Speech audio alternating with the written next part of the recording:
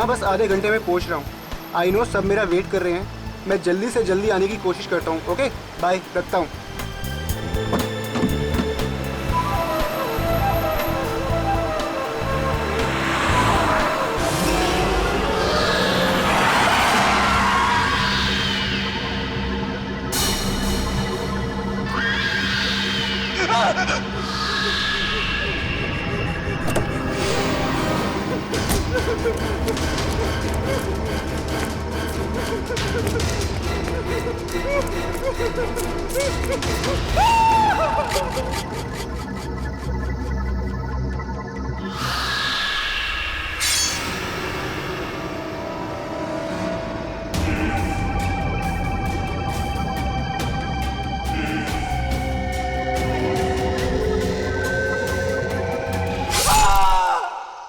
इसका खूनी बहुत ही निर्दयी रहा होगा। कोई खूनी कभी रहमदिल हो ही नहीं सकता पूर्वी, मगर एक खूनी दिमागी तौर पर बीमार लगता है। जान से मार दिया।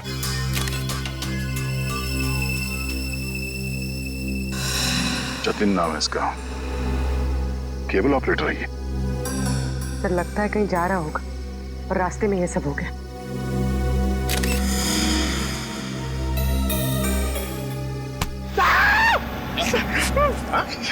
सर अंधेरी रात में आपने मेरे कंधे पे हाथ रख दिया सर, मेरे को डर लग गया। क्या मिला निखिल? सर यहाँ पे इस गाड़ी के टायर का निशान है। लगता है इसे अचानक यहाँ पे ब्रेक मारना पड़ा और कोई निशान यहाँ पे दिखाई दे नहीं रहा है। सर ये किसी इंसान का काम नहीं है सर, ये वही जुलाई वाली आत्मा का काम है सर। सर उसने इससे पहले इसी महीने इसी तरह दो लोगों के खून किए थे सर। आज 13 जुलाई है और उस दिन 4 जुलाई की अंधेरी रात थी। इसी आत्मा ने जीवन का एक पैर काट डाला और जीवन मर गया। किसी ने खूनी को नहीं देखा।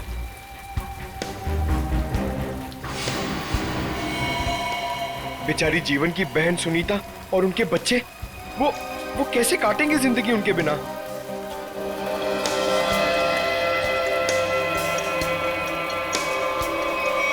और वो पार्लर वाली औरत, उसकी नाक और उंगली काट ली और किसी ने नहीं देखा उस आत्मा को। वो भी इसी खूनी आत्मा के हाथों मारी गई 5 जुलाई की रात को इसी तरह। लेकिन किसी ने तो देखा होगा खूनी को। नहीं सर, हमने कुछ नहीं देखा। जब तक हम अंदर आए रीना मर चुकी थी। ये कोई आत्मा का खेल नहीं है, ये किसी खूनी इंसान के बिगड़े हुए दिमाग का खेल है जो इसे आत्मा का किया साबित करना चाहता है। पूर्वी, इस कार को अच्छी तरह से चेक करो। जितने भी उंगलियों के निशान है सब उठा लो। और तुम सब आसपास देखो कुछ मिलता है क्या।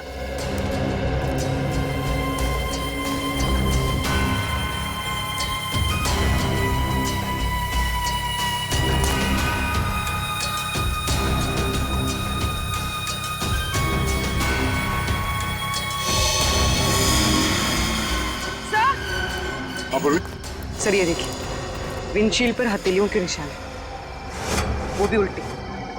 सर लगता है कोई उल्टा लटक के इस पे अटैक करने की कोशिश कर रहा था, तभी ये घबरा गया होगा और इसने अचानक ब्रेक मार दिया। और सर जतिन अपने आप को बचाने की कोशिश कर रहा होगा, इतने में खूनी ने अपना काम कर दिया। हो सकता है।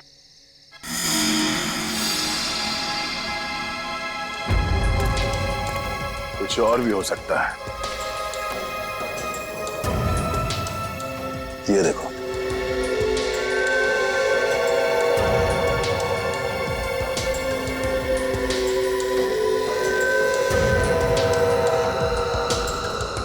नंगे पांव के निशान जंगल की तरफ जा रहे हैं। विक्रम, लाश को फोरेंसिक लैब भेजने का इंतजाम करो। तब तक हम जंगल में जाके देखते हैं ये खूनी कहाँ गया है। चलो।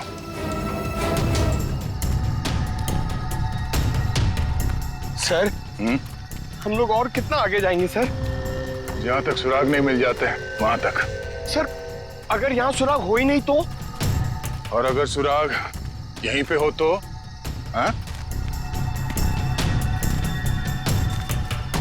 पूर्वी, तुम इस तरफ देखना।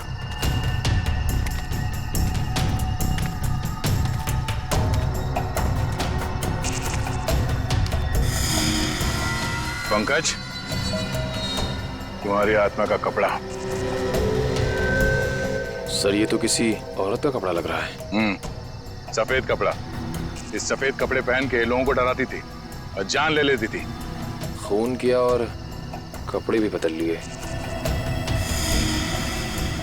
ये क्या है?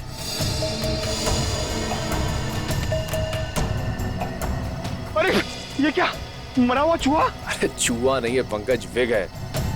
सर शायद उसी खूनी औरत का होगा। सर ये देखिए, लगता है खूनी ने अपने खून भरे हाथ पहुंच कर ये कपड़ा यहां फेंक दिया। गुनहगार कितना भी होशियार क्यों ना हो, कोई ना कोई गलती जरूर करता है। सबूत छुपाने के चक्कर में सबूत ही छोड़ गया। जिस तरह से खून हुए उसे देखकर तो लगता है कि खूनी कोई एक ही है। पहले उसने उन तीनों को चाकू से मारा और फिर उनके शरीर का एक एक हिस्सा काट लिया। इन सबको देखकर लगता है कि उसके मन में बहुत नफरत भरी थी इन तीनों के खिलाफ। पहले उसने जीवन का पैर काटा, फिर रीना की नाक और हाथ की उंगली, और अब ये केबल ऑपरेटर जतिन, उसका तो हाथ ही काट लिया। और सर तीनों को इसी महीने में मारा है, जुलाई में। जरूर इसके पीछे कोई बहुत बड़ा राज है। और सर इन तीनों मरने वालों के बीच में कोई संबंध भी तो नहीं है। ऐसा कैसे हो सकता है काविन? कुछ ना कुछ तो संबंध जरूर है इन तीनों के बीच में। और सर जिस तरीके से खून किया है, खूनी बहुत ताकतवर है। हाँ, और बहरूपिया भी। खूनी बहरूपिया है, औरत बनकर खून कर रहा है वो, औरत बनकर। याद है ना उस जंगल में हमें औरत के कपड़े मिले और विग भी? काविन ये विग ही हमें उस खूनी तक पहुंचाएगा, ये विग ही पहुंचाएगा हमें। बस पता लगाना पड़ेगा ये विग कहां से खरीदा गया था और किसने खरीदा था। Yes sir. रेडी? इस यतिन के घर जाके उसके घर वालों से मिलो, उनसे बातचीत करो, पता लगाओ कि और कौन कौन जानता था जतिन के खंडाला ट्रिप के बारे में। हाँ साळुंखे,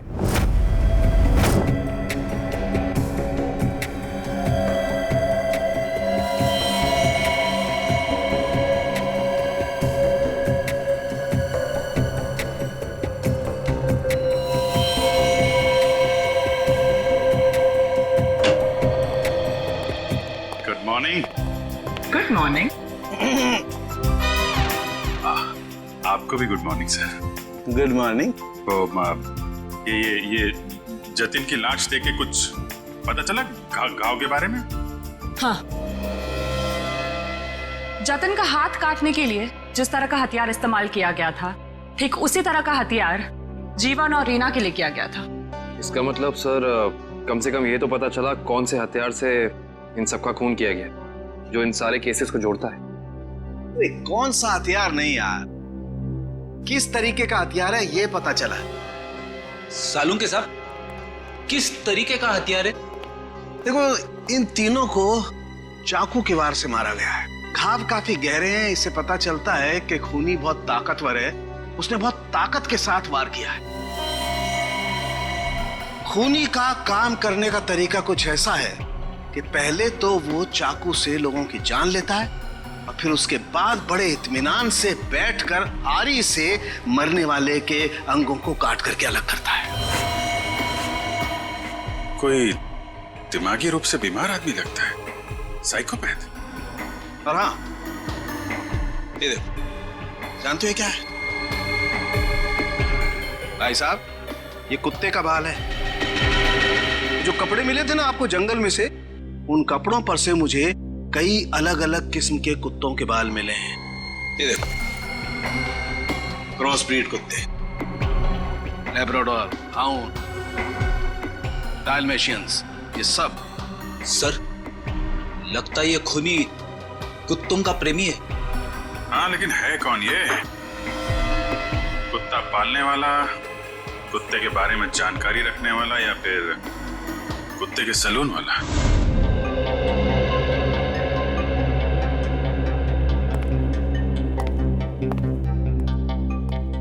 मैं और क्या बताऊं सर, मुझे तो विश्वास ही नहीं हो रहा है कि जतिन भैया को कोई क्यों मारना चाहेगा। वो एक सीधे साधे आदमी थे। अपने केबल नेटवर्क के बिजनेस के अलावा उनको फुर्सत ही नहीं थी कि वो किसी और विषय में सोचे।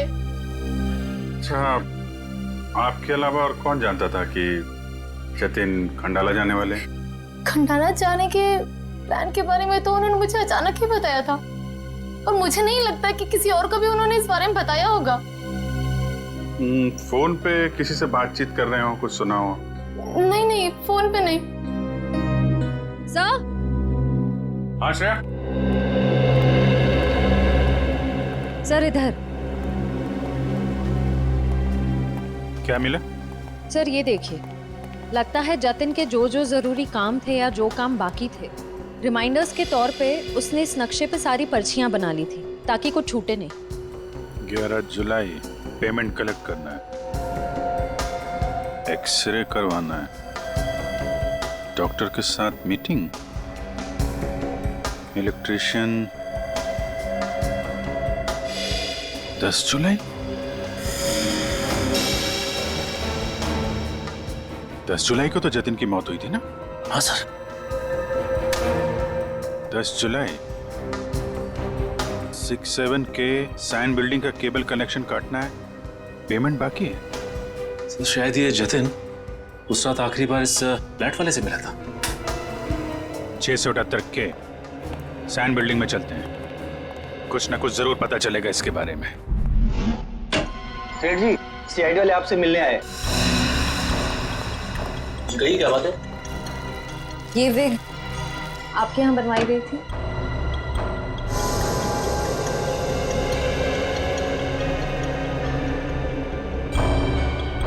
जी हाँ, ये हमारे यहाँ था।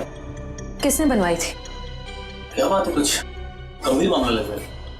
मामला वाकई गंभीर है। हमें शक है जिसने ये विग बनवाई थी वो खून भी करता है। सर ये तो औरत की विग है। औरत और खून?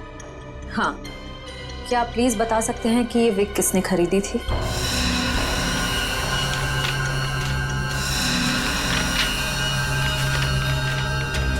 ही? क्या हुआ? सर ये खूनी नहीं हो सकती सर।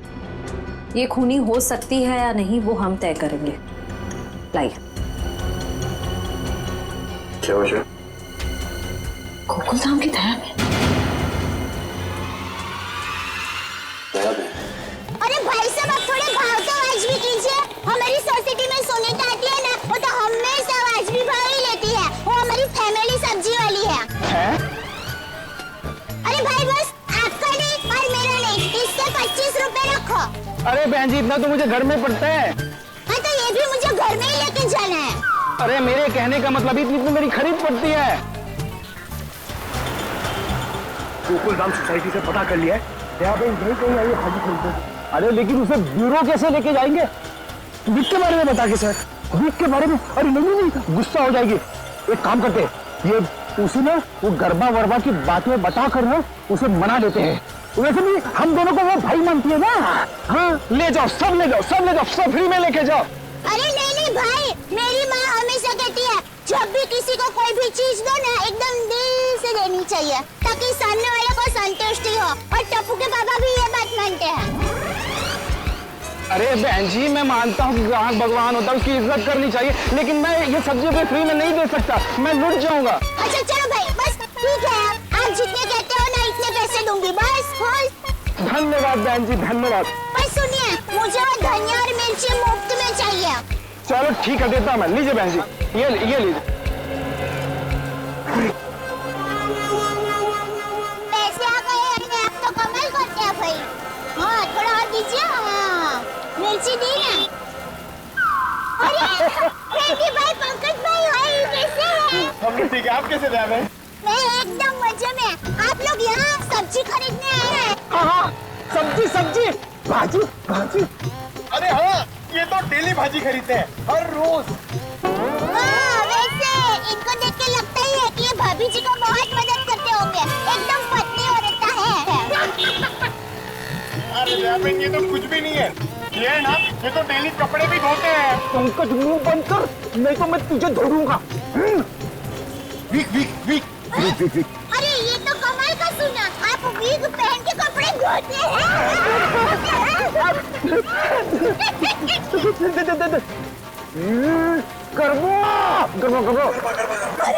ये तो और भी नहीं सुना। आप विग पहन के गरबा करते करते कपड़े धोते हैं? मैं हर काम ना गरबा खेलते खेलते करता हूँ। ये देखो। अरे फ्रेंडी भाई, अभी थोड़े दिन पहले तो आपको सिखाया था, आपको जरा ठीक तरह से नहीं आ रहा है। अरे दयाबेन, लगता है ये भूल गए। इन्हें जरा गरबा करना सिखाओ ना। अभी यहाँ अर्जेंट है। अर्जेंट है। हाँ ठीक है, सीरी भाइयों का काम नहीं रुकना चाहिए। देखिए, हम लोग यहाँ रास्ते में गरबा करेंगे ना तो एक्सीडेंट हो जाएगा। गरबा करने के लिए थोड़ी जगह होनी बहुत जरूरी है। दयाबेन, टेंशन लेने की जरूरत नहीं है। फ्रेडी के पास है कैसी जगह।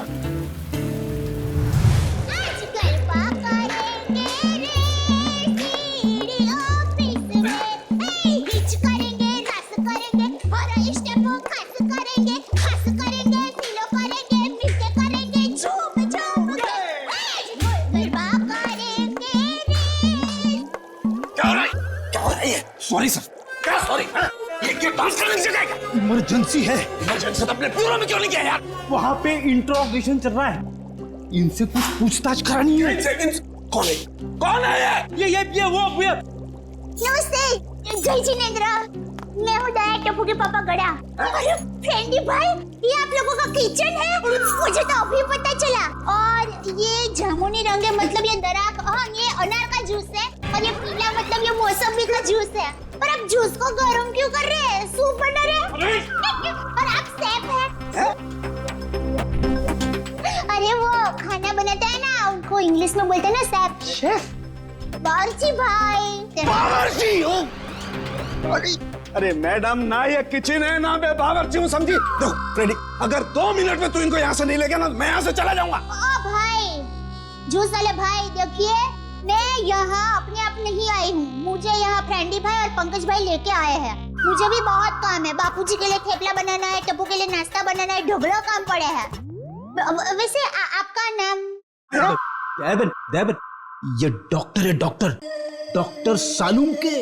ओह डॉक्टर साहब, नमस्ते डॉक्टर साहब। आप किसके डॉक्टर है? पशु, पक्षी की, मनुष्य के?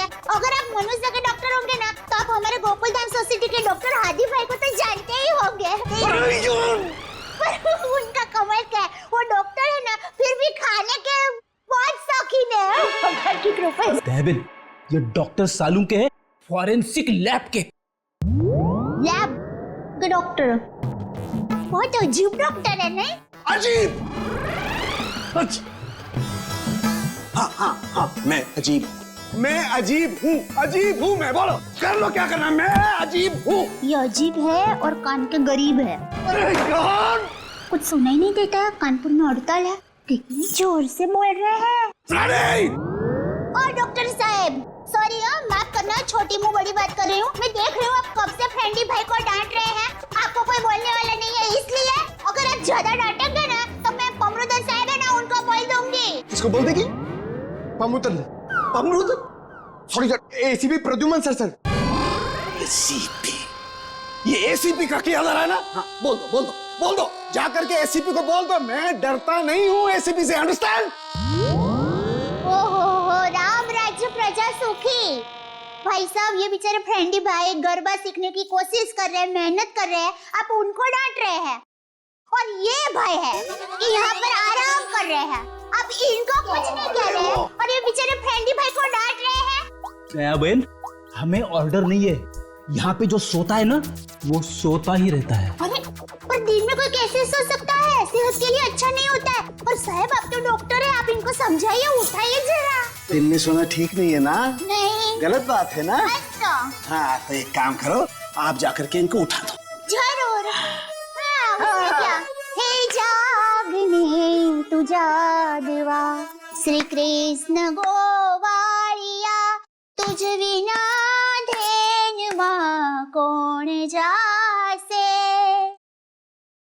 भाई लगता है गुजराती नहीं है। हाँ, गुजराती नहीं। उठाओ भाई, उठिए, चलिए उठिए, दिनचर्या शुरू कर दीजिए, दिन शुरू हो गया है। उठाओ उठाओ उठाओ उठाओ, हाँ उठाओ उठाओ।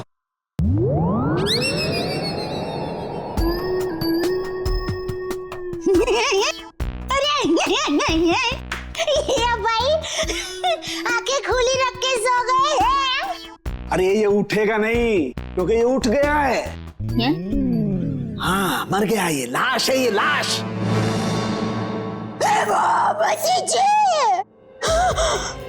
भाई रहने दो, ये तो संसार का नियम है, जो एक बार आया है उसे जाना भी है। अरे तो यार इन्हें भी जाना है, इन्हें भी ले जा यार, तू ले जा इन्हें, ले जा।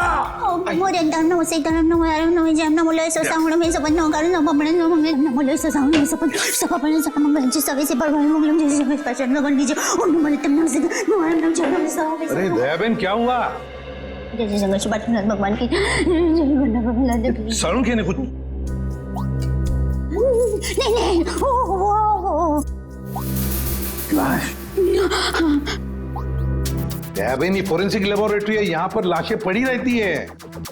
तो इनको डर नहीं लगता? ये तो लाशों से बातें करते हैं।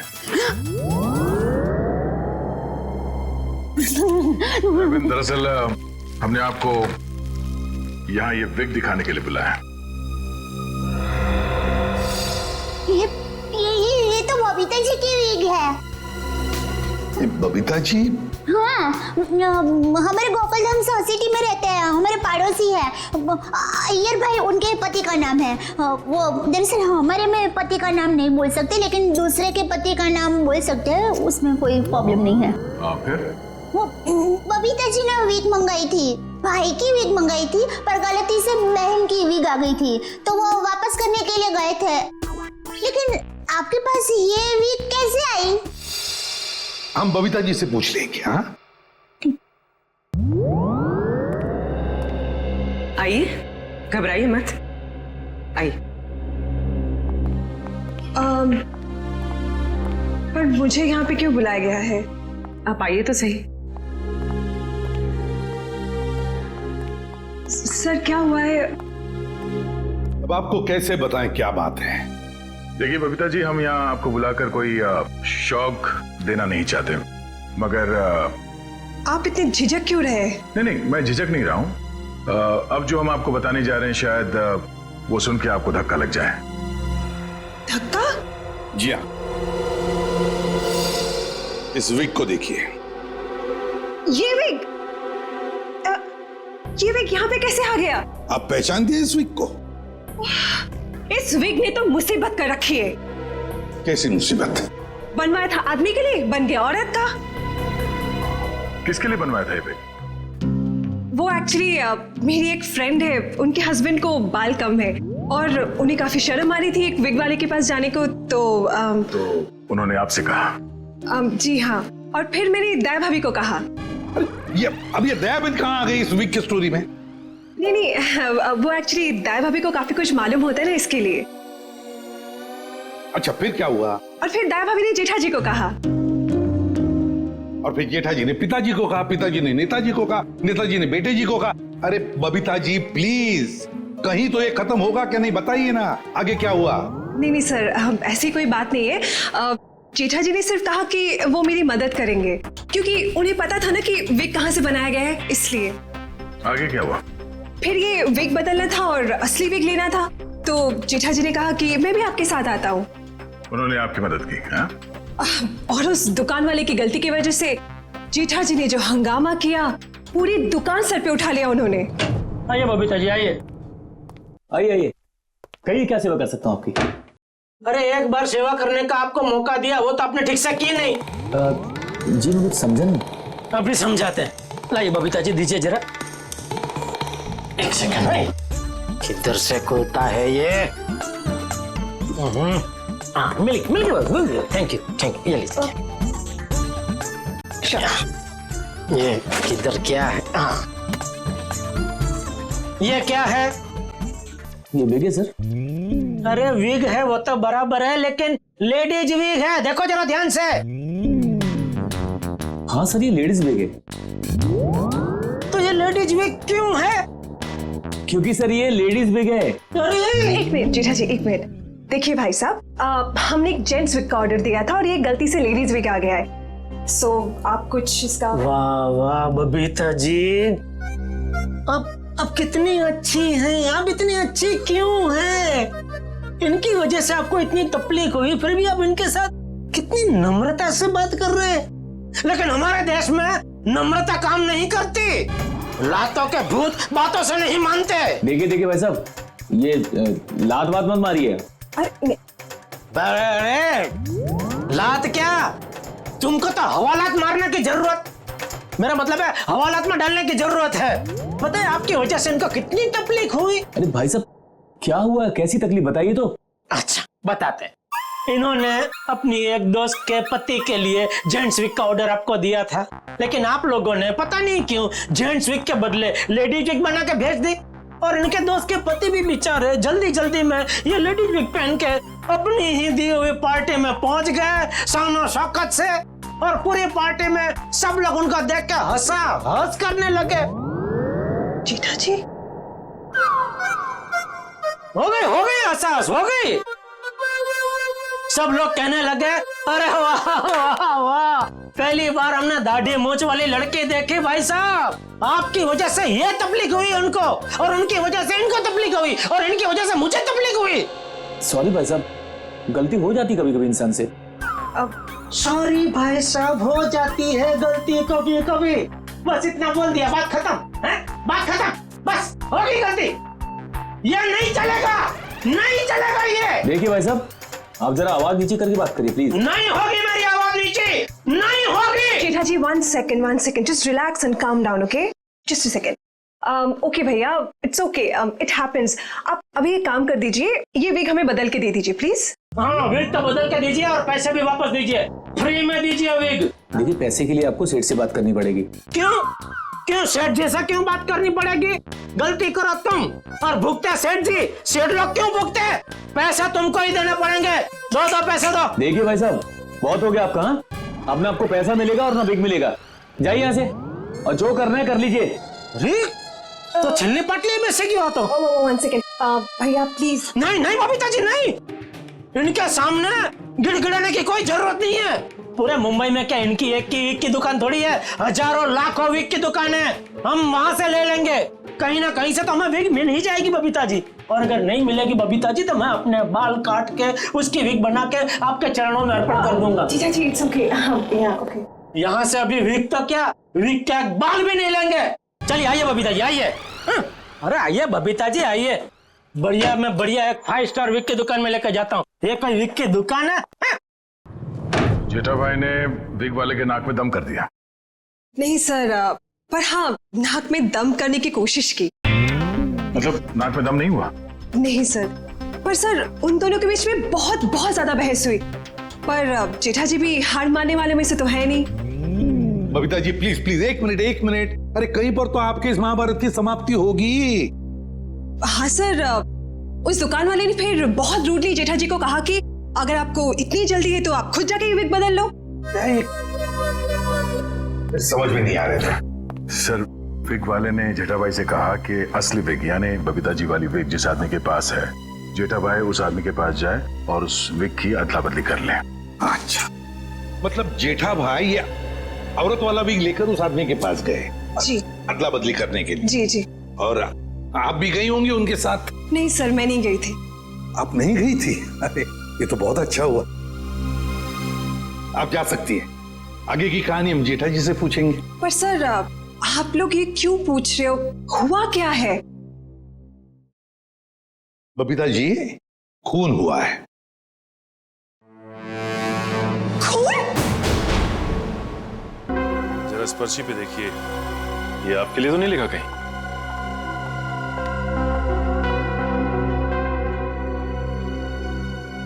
ये तो जतिन का लिखा हुआ लगता है। बिल्कुल सही पहचाना आपने। मगर ये आपके पास क्यों है?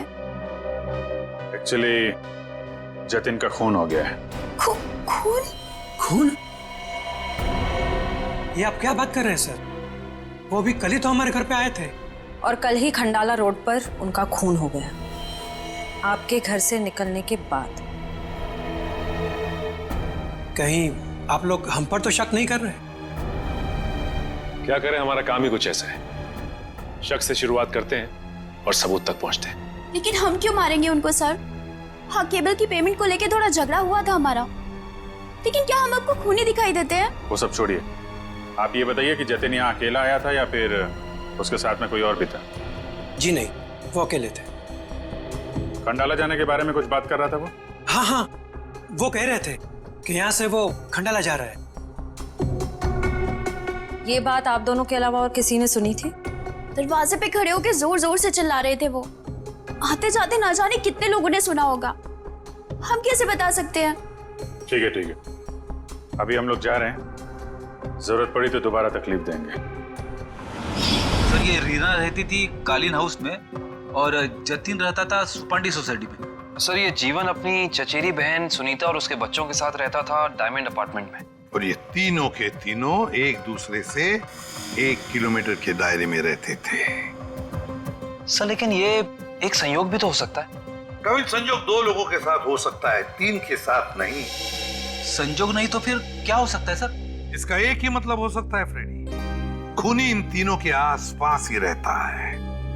एक बात और है सर, मरने वालों में एक कॉलेज प्रोफेसर है, एक ब्यूटिशियन है और जतिन केबल ऑपरेटर है।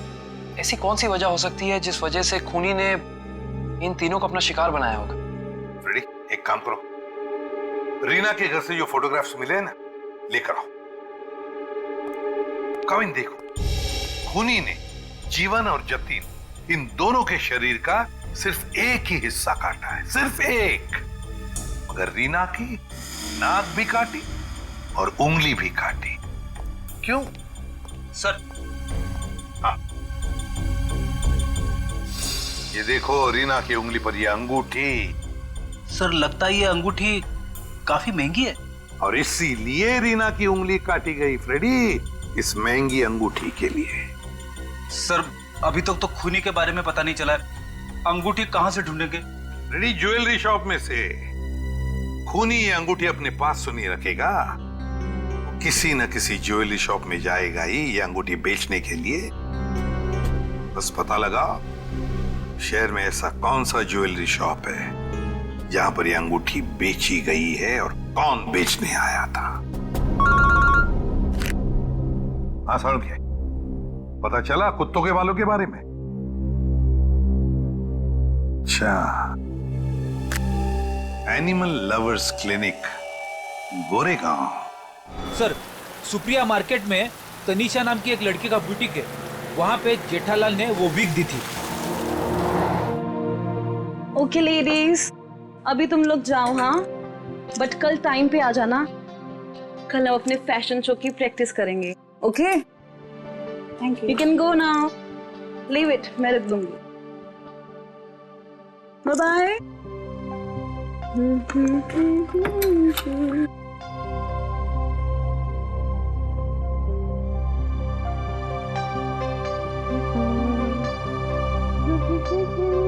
Hello, lady. Bye, bye, bye, bye.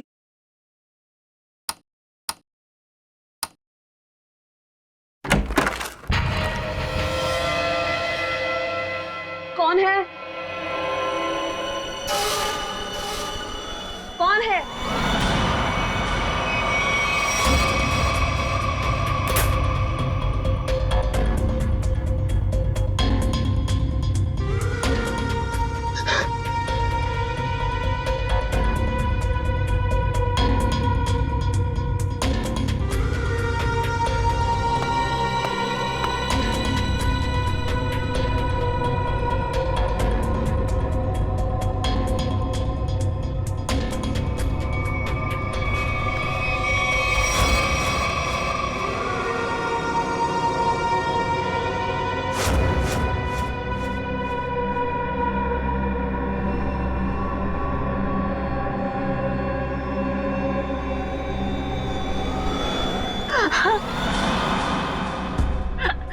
Please मुझे छोड़ दो, मैंने तुम्हारा क्या बिगाड़ा है? प्लीज मुझे जाने दो।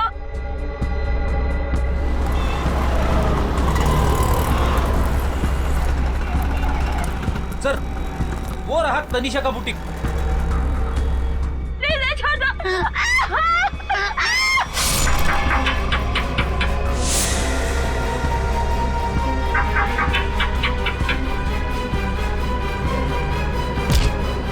तनीषा, तनीषा,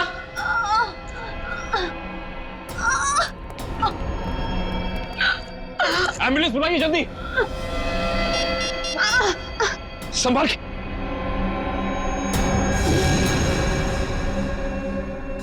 तो रीना की दोस्त है।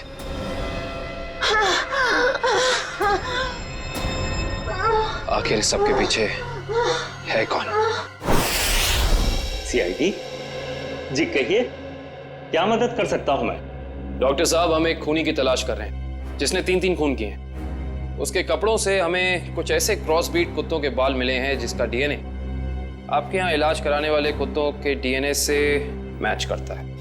यहाँ हर रोज सैकड़ों लोग अपने कुत्तों के इलाज के लिए आते हैं। अब किसका बाल मिला है हम कैसे बता सकते हैं? कुत्तों का छोड़िए, हमें वो आदमी चाहिए जिसने खून किए। Sir, we are dog lovers. कुत्तों से इतना प्यार करते हैं, इंसान को कैसे मार सकते हैं? ये तो फिंगरप्रिंट्स लेने के बाद ही पता चलेगा। फिंगरप्रिंट्स? जी हाँ, जतिन नाम का आदमी जिसका खून हो चुका है, उसकी गाड़ी पर से हमें खूनी के फिंगरप्रिंट्स मिले हैं। तो डॉक्टर साहब, हम आपके और आपके स्टाफ के फिंगरप्रिंट्स के साथ उस फिंगरप्रिंट को मैच करना चाहते हैं। Please cooperate.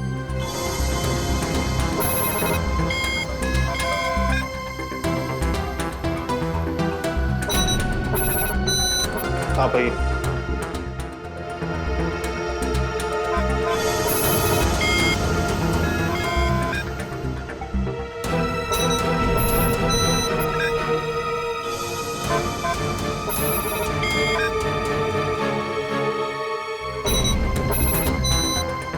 आप आइए।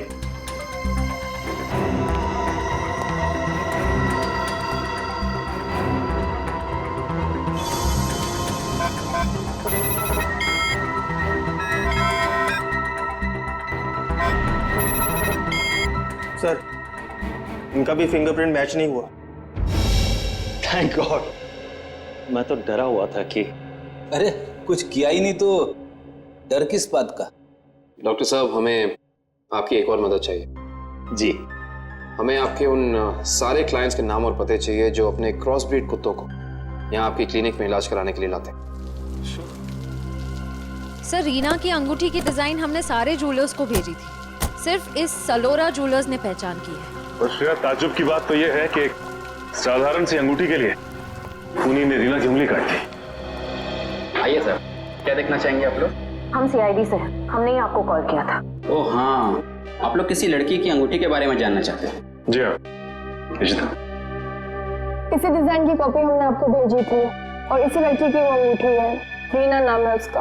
अंगूठी तो यही है, मगर ये अंगूठी मैंने किसी और के ऑर्डर पे बनाई थी। तो फिर किसके ऑर्डर से बनाई थी? देखिए, किसी का खून हुआ है, प्लीज। हाँ, बताता हूँ।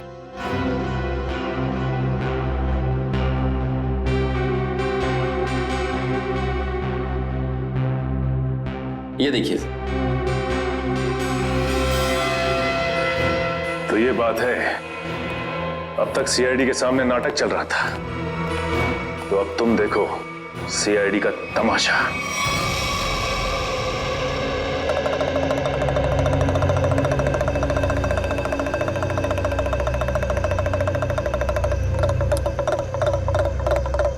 मेहरबान साहिबान, कदरदान, लाले दी जान, जल्दी आइए जल्दी। आपके सामने एक तमाशा पेश करने वाले हैं हम लोग। एक ऐसा तमाशा जो सच्ची घटना पे आधारित है, एक ऐसा तमाशा जिसे देख के आपके होश उड़ जाएंगे। जल्दी आइए मेहरबान साहिबान। अरे बहनों, भाइयों, दोस्तों, जल्दी आओ। छछूंदर के सिर पे चमेली का तेल, देखो रिश्तों का बनता बिगड़ता खेल। ये क्या है सर? ये आप लोग क्या कर रहे हैं? तमाशा, तमाशा। हम यहाँ आपके सामने एक तमाशा लेकर आए हैं। अच्छा लगे तो ताली बजाना, और पसंद ना आए तो जोरदार ताली बजाना, लेकिन ताली जरूर बजाना। तालियां।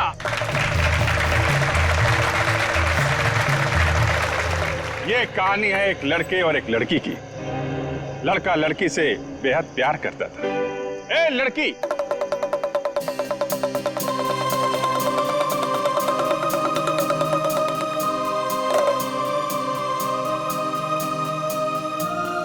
रीमा, मैं तुमसे बहुत प्यार करता हूं। मैं तुम्हारे बिना एक पल भी नहीं जी सकता।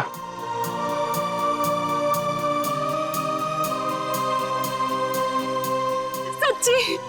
मुझे कसम से मेरा प्यार सच्चा है, जैसे चकोर चांद से करता है, झरना नदी से करता है और खुशबू फूल से करती है। और ये फूल तुम्हारे लिए, इसमें मेरा दिल है। क्या तुम मुझसे शादी करोगी?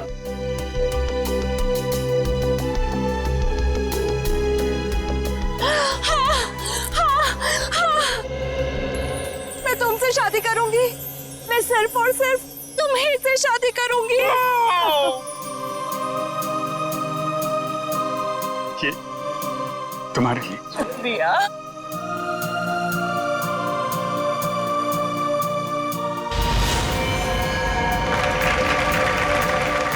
लेकिन मेहरबान कदरदान साहिबान लाले दी जान, जिस लड़के की शादी होने वाली थी उसकी एक बहन भी थी। बहन, शुरू हो जाओ।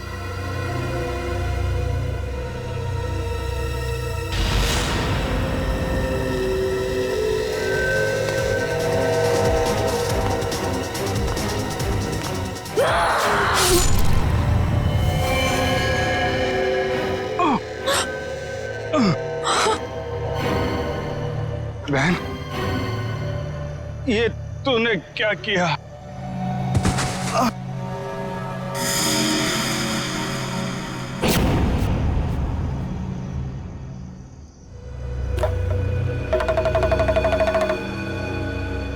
मेहरबान साहिबान कदरदान, भाई को मारने के बाद भी बहन रुकी नहीं, उसने उसकी मंगेतर का भी खून कर दिया।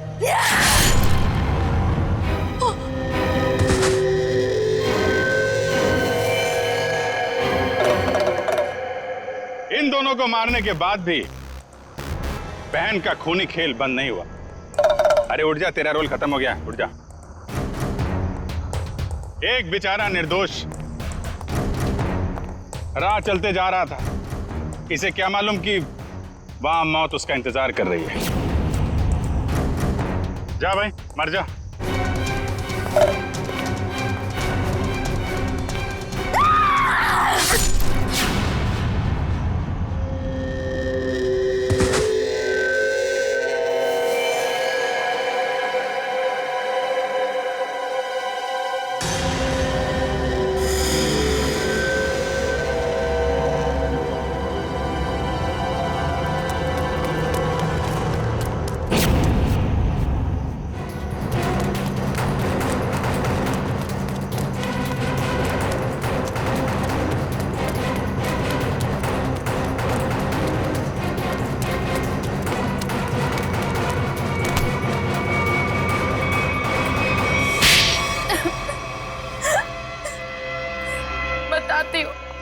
सब सच बताती हूँ।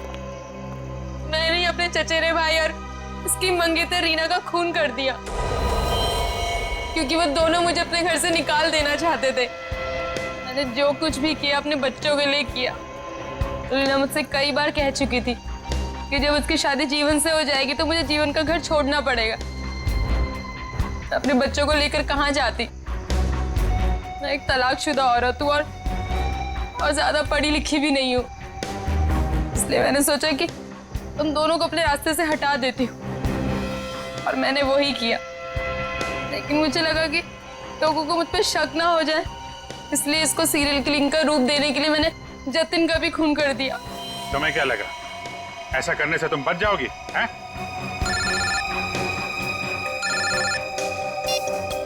Hello, yes sir. हाँ सर। ALC क्लिनिक में तनीषा के साथ तुम ही जाती थी ना?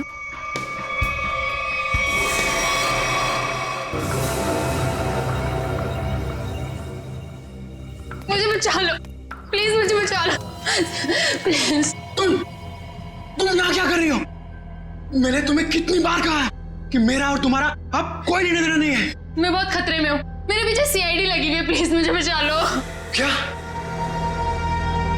सीआईडी? मैं तुम्हारे हाथ जोड़ती हूँ, प्लीज मुझे बचा लो, मैं बहुत मुसीबत में हूँ।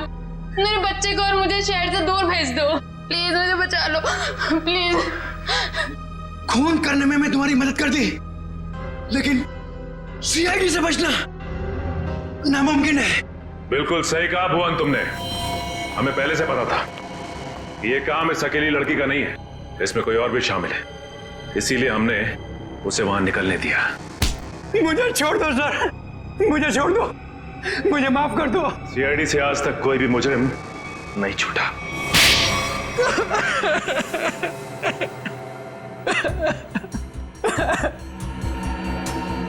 सर, मैं ये मजबूरी में कर रहा था, मेरे पास और कोई चारा नहीं था।